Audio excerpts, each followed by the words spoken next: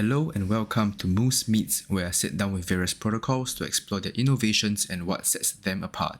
And of course, we'll be digging for some exclusive alpha for you, so make sure to lean in and stay tuned to ensure you don't miss a thing. Without further ado, let's jump right in. Hello and welcome to another episode of Moose Meets. Today I have David from Aperture Finance with me. Hi David, how are you doing? Hey, yeah, man, not too bad. Excited to chat with the Moose. Me too, likewise. Alright, without further ado, could you kick us off with an introduction of what is Aperture Finance? Yeah, so Aperture Finance, we've been in the DeFi space building since late 2021.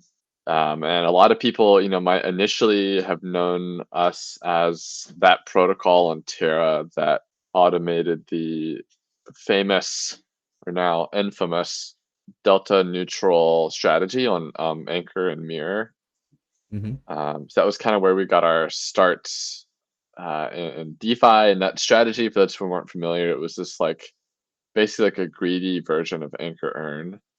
So people who'd gotten hooked on the 19% APR from Anchor Earn found out about this way where you could leverage some of the farm tokens on the Mirror ecosystem to get even more yield. And the thing here with that strategy is like it was technically complicated to pull off, but it was a fairly obvious strategy. And anyways, point being, so Aperture, we have a very strong technical team. We're all based in California primarily, although we now have an office in Hong Kong with a few colleagues there. But the team all came from like traditional Fang tech backgrounds.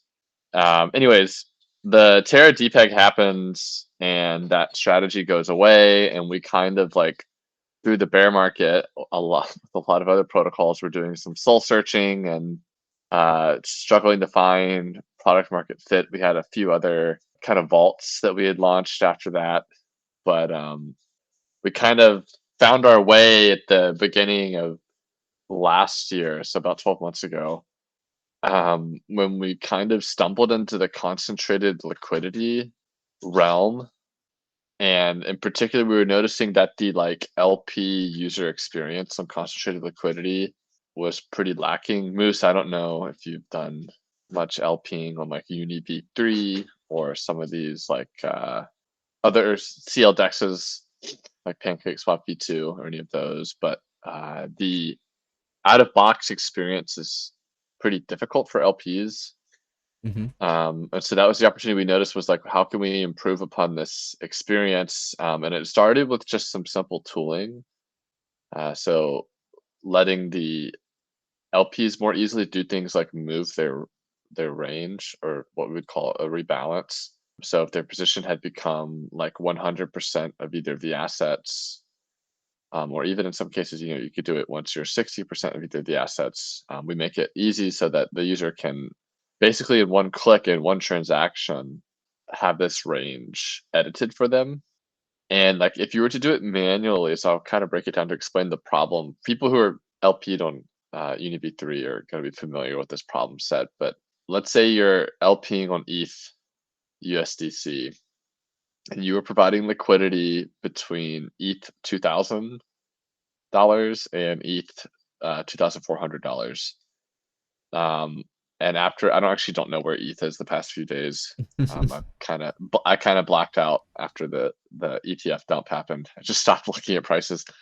But let's say like once ETH had pumped to like just over 2,400, it's at 2,450 now. Your position is now 100% USDC.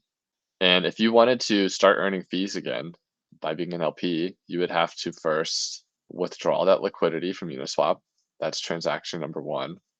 The next thing you'd have to do is you'd have to solve a math problem to figure out how much of that USDC do you need to swap to get to the new range and the new ratio that you wanted.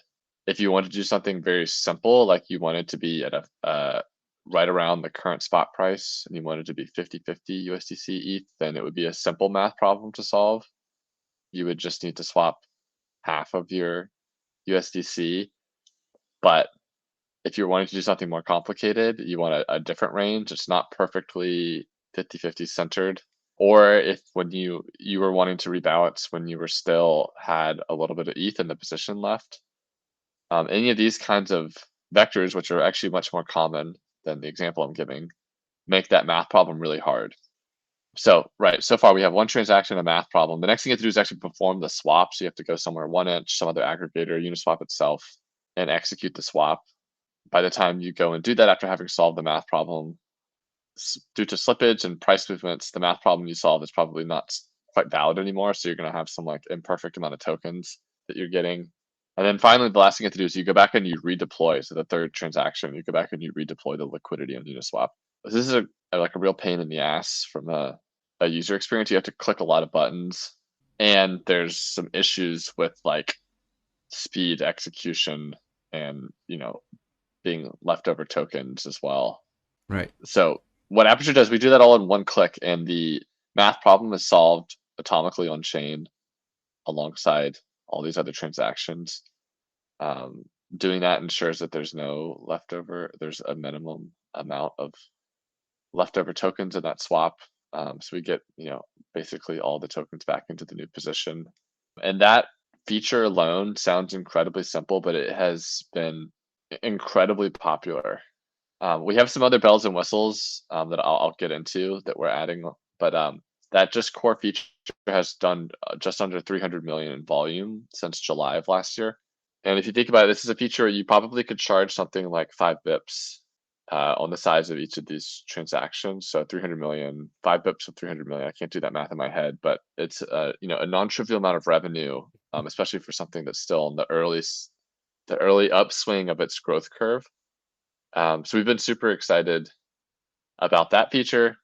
And then just kind of wrapping up, like we're not, the tooling thing was kind of just dipping our toes in the water. What we really want to do is kind of have a full blown liquidity intense solution. And essentially what we do now, this feature has like a few of the ingredients required, I think, to have like a true intense platform.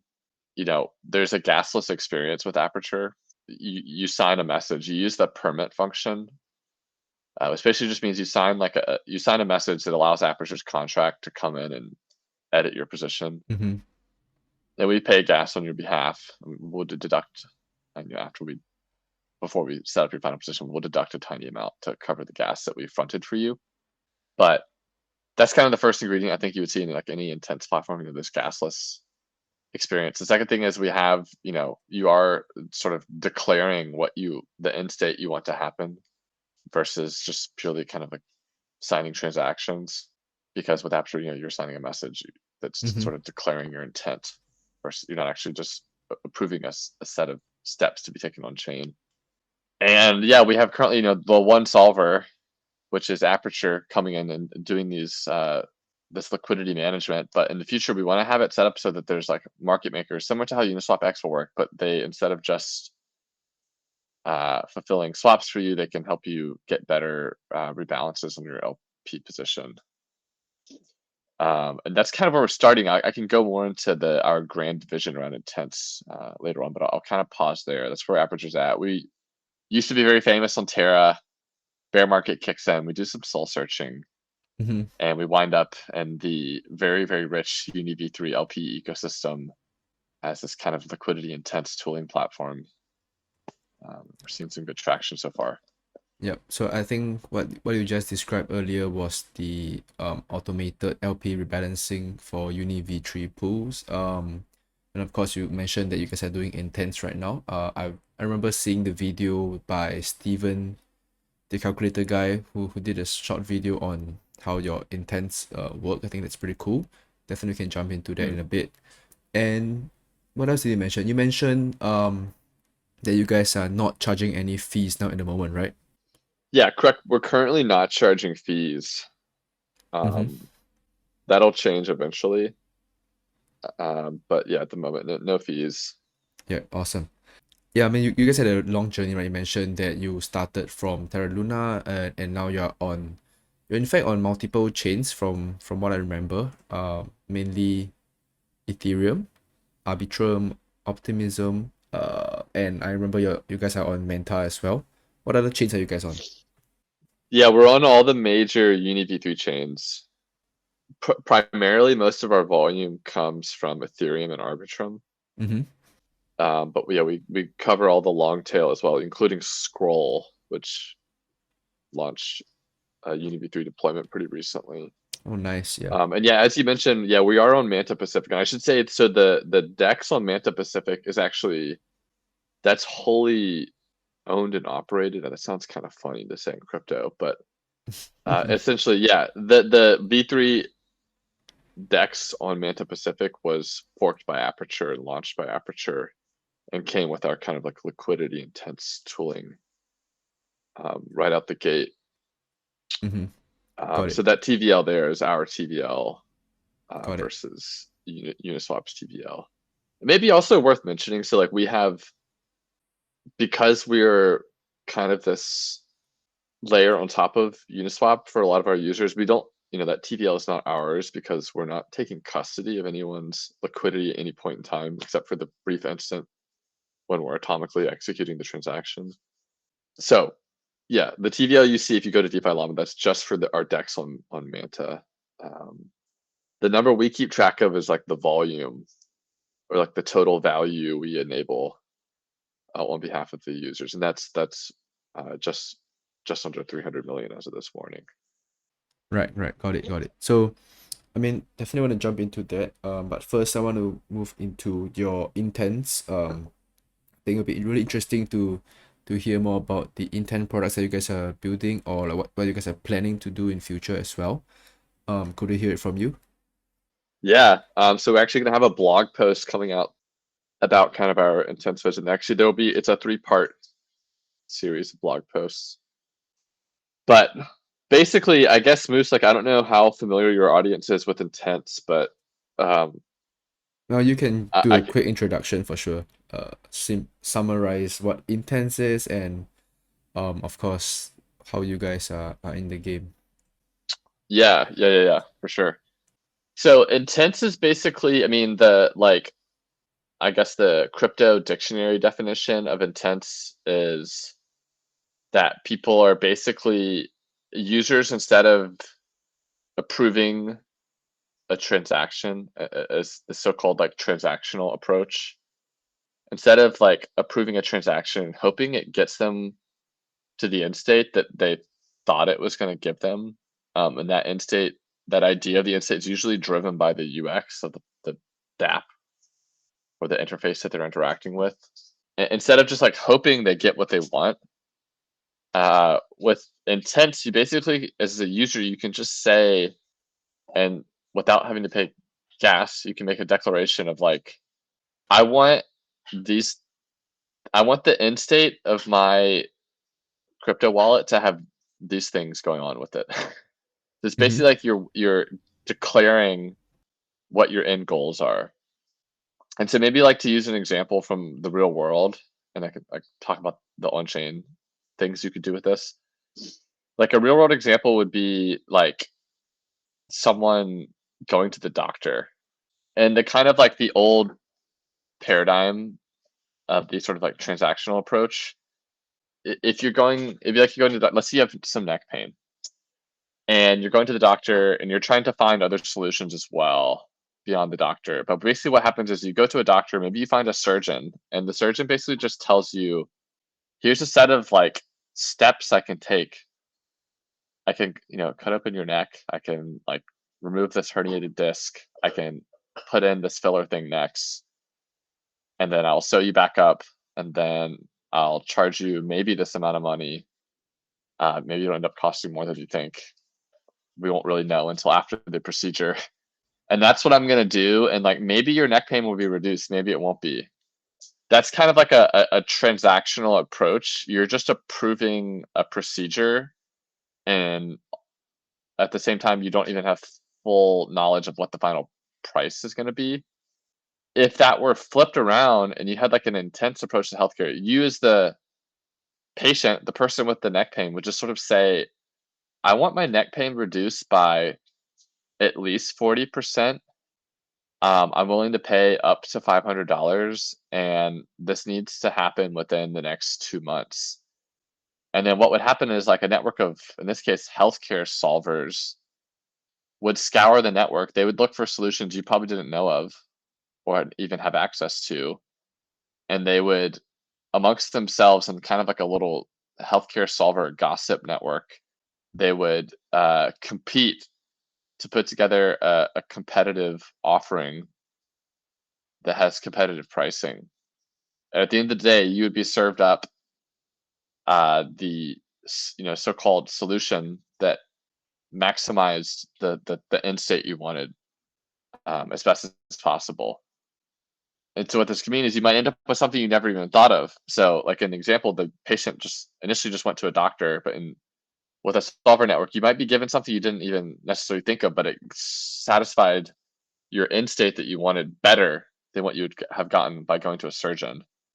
So you might end up with something like, massage therapy and physical therapy twice a week for 2 months. Just a made up example, not medical advice. But yeah, that's sort of like the intense approach. You had this end state that you wanted, and by declaring that, you can open it up for different parties to come and find a good way to solve your problem versus you having to go out specifically to different platforms and just look at their quote that they're giving you. And so in the on-chain world, like taking Aperture, for example, the most near-term thing you're going to see us execute in the next, call it probably year, in this like liquidity intense realm would be to have something like, I want to rebalance my liquidity positions across all dexes and all chains and rebalance them in the following manner. I want 80% of my liquidity concentrated on the best performing pool, on the best performing dex, on the best performing chain. And then I want 10% of my liquidity on the second best performing dex or best performing pool dex chain. And then I want, the remaining 10% split evenly across the long tail of like 4 or 5 dexes that are the pools on the 4 or 5 dexes that are, in third, fourth, and fifth and sixth place. And what Aperture could do is we could, from your perspective, you would do nothing as usual. You would just put this intent out, and we would find a network of liquidity solvers would compete to find the best bridging route, the best swap routes necessary, and the best execution overall to get that strategy set up for you. Whereas currently, if you're an LP, and there are LPs who do this now, who are LPing actively across different chains and dexes, you have to do a whole lot of button clicking and looking up quotes and rates for bridging and swapping, et cetera, et cetera, et cetera. And yeah, what we would do is basically simplify that solution for you to being a much more competitive process for you, the end user, to get a much better rate than what you would get on your own. Yep. So that would be like the liquidity. Like another cool thing that I think people would like is you could say, claim all airdrops for me in exchange for a 1% bounty. Because you could think of like, and then you would sign this message with, however many of your wallets you want to put up for this. And then a network of airdrop hunting solvers could like test your wallet across any kind of airdrop claim contract, wherever they may exist. And you can imagine, like, if you're a user, I mean, I know there are people in crypto who love hunting these airdrops. It's like kind of Mm-hmm. why they're using DeFi at the moment. We could talk about that. That's a good thing or not, but that is the current state of a lot of DeFi. But you can imagine there are people who are like, hey, maybe I would like that time back. Maybe I want the airdrops, but maybe I would like the time of like hunting them down and staying on top of the claim windows and like having to worry about like getting scammed or interacting with a malicious contract that was some fake link on Twitter. Maybe they would like all that time and like headache to come back and go away. Mm-hmm. And you could do that with an intense solution for airdrop hunters. So yeah, that's basically intense from our perspective at Aperture. I think it's maybe slightly different than what you hear from some of the more academic approaches to intense, like what you would get at Anoma. which is a great project. But yeah, I think what we're doing at Aperture, we're trying to really bring product market fit to Intents in a way that's very tangible that people can touch, and make it so that it's not just a narrative, and it's a narrative meets real life utility. Right, right. I think it's a really interesting example you gave with the neck neck pain and having a budget and a set duration. I think that's a pretty good example. I have one question. When you mention solvers, for example, in the airdrop scenario, does this mean that users, like anyone could be the one trying help the one setting out that bounty to claim the airdrops for them? Or like is it Aperture who's doing this? Yeah, so in a true intents, like a true intents architecture would have a network of solvers.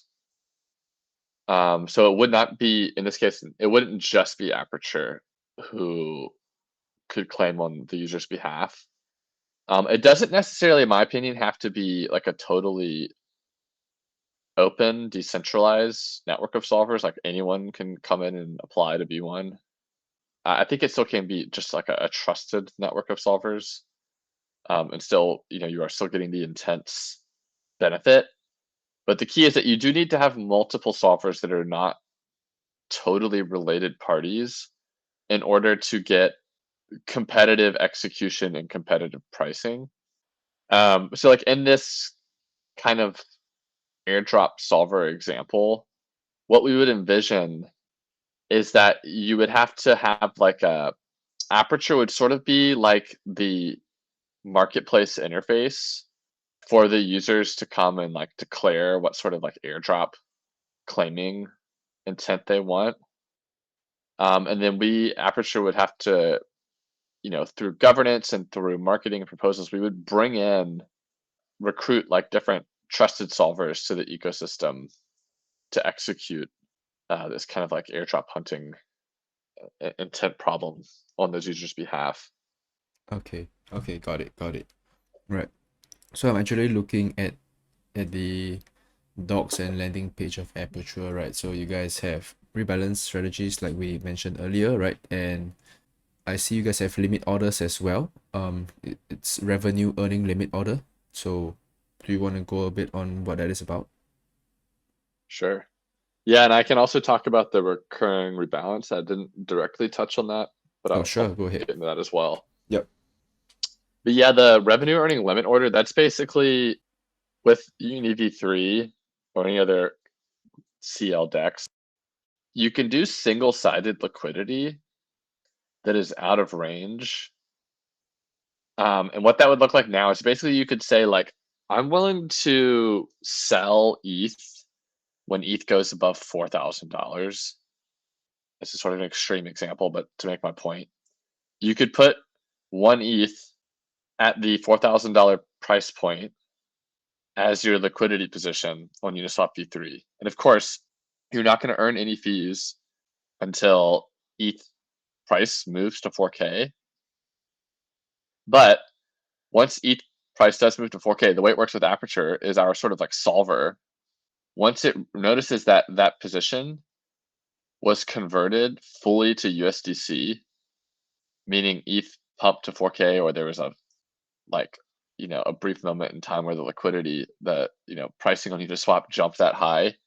Once you have converted fully to USDC, we close the position for you, and at that point in time, you have also earned fees for having provided liquidity.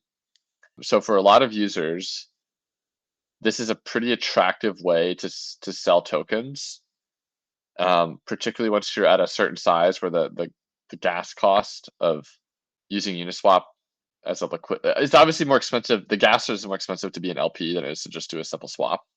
But the 30 bips or even the 5 bip tier, or in some cases you're paying 100 bips to do the swap, depending on the pool you're swapping through. It's much better to receive the fees for that than to pay the fees for that. So that's the kind of idea behind the revenue earning limit order. Is pretty similar to how a central limit order book works, where everyone is in some ways providing liquidity. If you think about it, if you're setting up a limit order.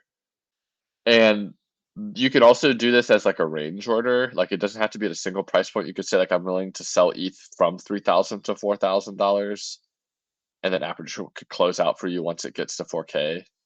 And that method, you end up with probably slightly less USDC, but you end up with a lot of fee revenue because the price can jump up and down. There could be a lot of volatility within that movement from 3K to 4K. And that method, the range order, that's how a lot of VCs sell tokens. They will use that kind of single-sided range liquidity on UniV3 to like get out of their token investments. So yeah, that's what that feature is. I think it's an underutilized feature, if I'm being honest.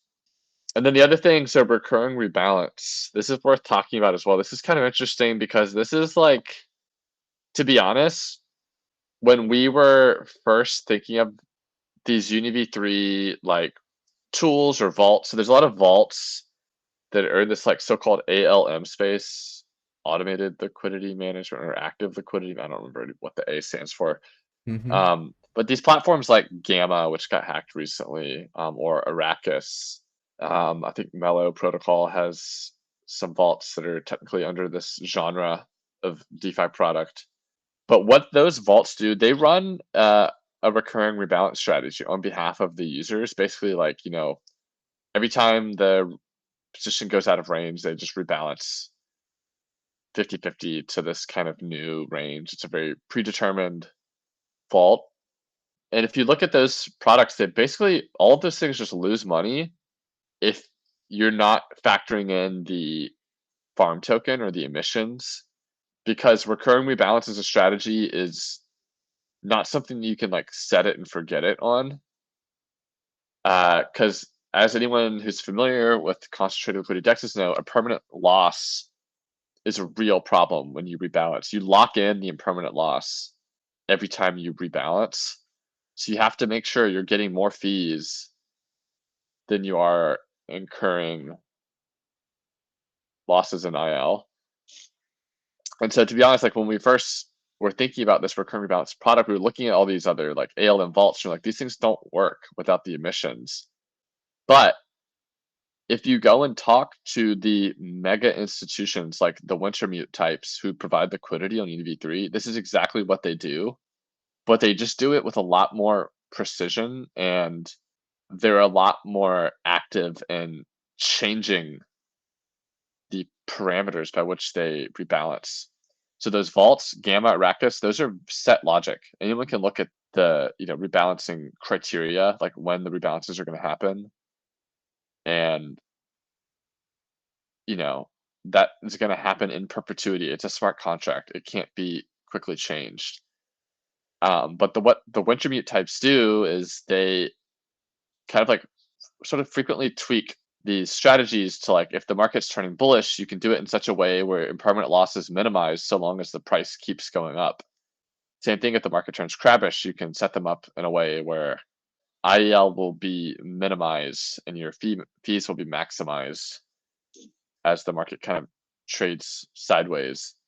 So this feature, basically recurring rebalancer, it's like an incredibly advanced feature that is very easy to get wrecked by impermanent loss on. But we have lots of LPs in our community that were asking for this feature because they are, small institutions or very, very sophisticated lone wolf retail users who have, like a options trading background and they know what they're doing and they need a tool. They have the financial mind to execute. They just don't have the time or blockchain smart contract engineering skills to like automate this thing themselves. So yeah, we rolled out this recurring rebalancer like a week or two ago. We've seen a lot of users testing it. Like like Steven Calculator Guide did a cool video testing it. But yeah, it's basically like a incredibly advanced market making strategy. Got it. Got it. Right. And I mean, of course, you guys have pretty cool products already. I'm interested to find out like what else are you guys planning to do? Or like what's next for? I mean, under the Intents umbrella, what do you guys have planned? Yeah, so we'll be there's a lot of little pieces you need to have a true like intent architecture. So we're gonna be rolling out a lot of those pieces like one by one as we kind of ramp up to like a fully robust liquidity intense platform over the next 12 months. So some stuff you'll see coming out pretty shortly will be like there's some like kind of novel Oracle data you need as an LP to truly express certain intents around LPing. For example, loss versus rebalancing. You need to have that data tracked for every position so that users could say like, hey, once my LVR ratio rate becomes X, then rebalance me to Y. Mm-hmm. So there's some kind of like LP Oracle like data that's needed to really have a robust liquidity intense platform. So that's going to be coming in here this quarter, and that'll also include a lot of just good analytics and then like data for LP performance. It's not just about declaring intents. People, the LPs will also be able to easily track on Aperture all this kind of data. We're doing that in partnership with APY Vision. If you've been an LP on the concentrated liquidity space, you've probably heard of APY Vision. They're one of the analytics providers that's more popular. We'll also have like a zap in, zap out function. This will help users kind of like move into a liquidity position without having to come with the tokens already. This is sort of an enhancement to the current setup. Like when you start your LP position on UniV3, you have to have the exact tokens that you want. We'll make that easier with like a zap in function. And then I guess the other big thing we're doing, we are TGEing hopefully at the end of March. That's kind of roughly the time that we're slotting for. So there's obviously a lot of stuff around TGE that requires productization, such as like the airdrop claim interface, that kind of stuff. Mm-hmm. Right, right. All right. I think we can get into the TGE and airdrop a bit later.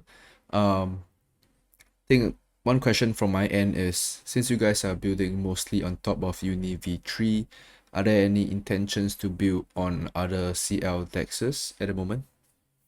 Yeah, we will, but currently the like TVL and those other dexes is still trivial compared to Uniswap. But yes, the like grand vision of this liquidity intense platform that I mentioned, the example I gave, it's omni chain and omni dex. So yeah, we want to be on PancakeSwap. We want to be on all the like algebra forks. We want to be on Trader Joe. We want to be on Maverick. It's just a matter of scaling up first. It's actually quite difficult to launch some of these features on new dexes. There's just quite a bit of new contract work you have to do. That takes a long time. It needs a Mm-hmm. smart contract audit, et cetera, et cetera, et cetera. Right, So yes, we will get there, but that's sort of like a longer term vision that right, right. And then I mean, of course, you guys have your own Aperture swap on Manta. Have you guys considered launching Aperture swap on the other chains as well? I mean, of course, like if we're you're comparing like liquidity compared to Uni V3, right? It's a bit on the smaller end compared to bigger players. But are you guys planning to do that and moving Aperture Swap onto multiple chains as well? And of course bringing it to all the newer chains in future. yeah, I I would say right now we're not really sure what to do with Aperture Swap beyond Manta. How to say this? Like if you're, I guess maybe to kind of peel back the curtain a little bit on the Dex business, being like a UniV3 fork on a new chain is a fairly like competitive undertaking because it's not that difficult to fork UniV3. Of course, Aperture, like we have some enhancements to UniV3 that we come with out of box that are quite helpful, and we've seen this even on Manta. Like QuickSwap also deployed there, but we've been beating them on volume. Despite QuickSwap obviously being a well-known DEX, Aperture is not known for being a DEX. Our enhanced version of UniV3 is much easier to use for LPs. Therefore, the liquidity was more concentrated. Therefore, swappers got better pricing. Therefore, there was more volume flowing to Aperture, or I should say, is more volume flowing to Aperture than QuickSwap. So in general, like being a DEX is quite competitive though, because you do need to attract some liquidity, and that typically involves like using emissions, using your token. And Aperture, we have a much grander vision to give away a lot of our token for a long term. We've done a little bit of liquidity mining on Manta to take advantage of some of the like hyperactivity that ecosystem has seen. They got to like $900 million of TVL. Mm-hmm. We would be foolish not to try to attract some of those users. But to do that on lots of dexes, like it's quite difficult when dexes also in general aren't very value additive to like token holders in general. I don't know of many dex tokens that people are excited about or hold after airdrop or mining. And that's really not what Aperture is into the day. However, if someone came to us like Scroll did, and they were like, "Hey, we have we can help drive liquidity to you through marketing exposure. Can you deploy or help us deploy this UniV3 contract on Scroll?" Scroll technically set up the contract. We just set up the front end. There was no UniV3 front end deployment for Scroll until Aperture launched it. So if chains come to us with that kind of deal, for sure, it's very easy for us to port our tooling over to the new chain. It's very easy to launch the underlying DEX contract as well. We just don't want to be in the business of like having to attract liquidity long term for these like various kind of new L2s that pop up. So that's kind of the TLDR there. Got it. I mean, Moose, I'm sure if you go into like DeFi Llama for any new chain, you'll see like under the DEX category, there's just some like random ass names, and it's usually some like one person team that forked UniV3 or CL DEX, and they just they'll do a bunch of liquidity mining with that one token for that one chain, and it'll have some joke market cap like 7 million in FDV.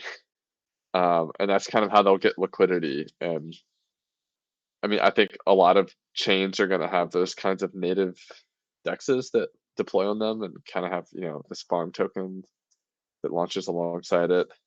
And that's really just kind of a stopgap solution until one of the bigger well-known dexes deploys on your chain, like Uniswap. Got it. Right. So you guys are Yeah. planning more to be building intense strategies instead of launching taxes on the other chains. Got it. Yeah.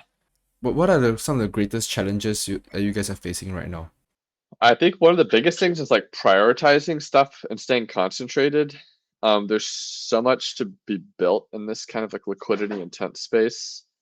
And we've also have Aperture Swap on Manta Pacific that's been going on during this new paradigm kind of last copycat farming period that's required our attention as well. So it's just making sure we stay hyper focused, keep building towards our long-term vision. I'd say that's probably been the biggest challenge now that we are out of the depths of the bear market.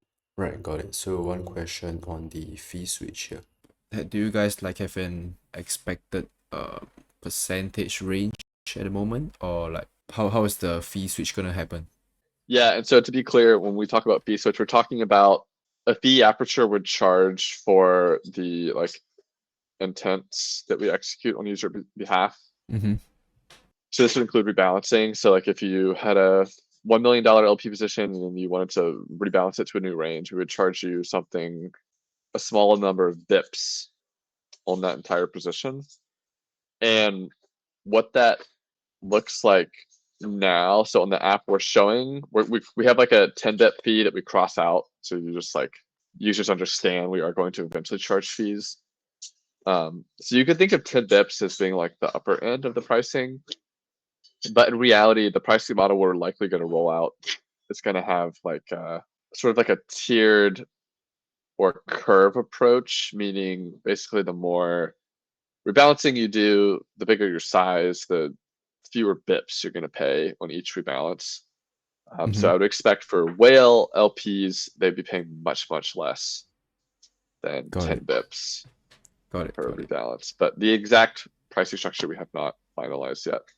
Right, and will your token come into play as part of this, or how is your token going to, I don't know, like for example, would there be like users need to hold a certain amount of tokens to use your products, or get like a slightly discounted um rates for using your products if I hold, let's say, X amount of tokens? Yeah, like will there be any token utility around the fees Yep, you'd pay for yep. Aperture? Yeah, this is something we're looking into as well. To be honest, while that sounds great on paper, in reality, it's there are very few platforms where the price of your token is supported by some kind of like need to buy it to use a service. Typically, that approach fails. There are a few very famous counterexamples to this. Ethereum, obviously, any of the gas tokens on the major layer ones. But even then, like I would argue the price of Solana is not driven by the need to buy Sol to pay for gas for transactions. So all that's to say, I think we're kind of debating internally about if that's worth spending time building a front end for, engineering into the contract, the token contract itself. But it's definitely something we're considering, and there's also some other proxies that you could do. So that's a kind of version of that we could do for some users, but that's harder to like scale to everyone. That's sort of like a case by case basis. Got it. Would you be able to go into the token utility then? I'm not so sure if anything on that end has been released yet. Yeah, well, I can't. I would love to give some alpha right now, but it's not finalized. I don't want to tell you something that then becomes that changes All right, sure, or got it. No, becomes no cooler worries. than. Uh, but yeah, we'll release information around token utility and tokenomics in the coming weeks as we are ramping up for Got it. TGE. So definitely stay on top of the Aperture Finance Twitter or be in our Discord if that's Right, all right. Then important. let's get into your TGE then. When you mentioned earlier, it's going to be happening in March. What else is there to focus on during TGE? What's coming up? Yeah, so for um TGE, obviously, like there will be, I think some people. So we did a very small airdrop for our private beta for the liquidity intents, the tooling platform. Um, and some people were like upset. They were like, because only I think about 50 people qualified. And this for us was not like the main airdrop. It was mostly just like a small cherry on top to incentivize people to use the private beta.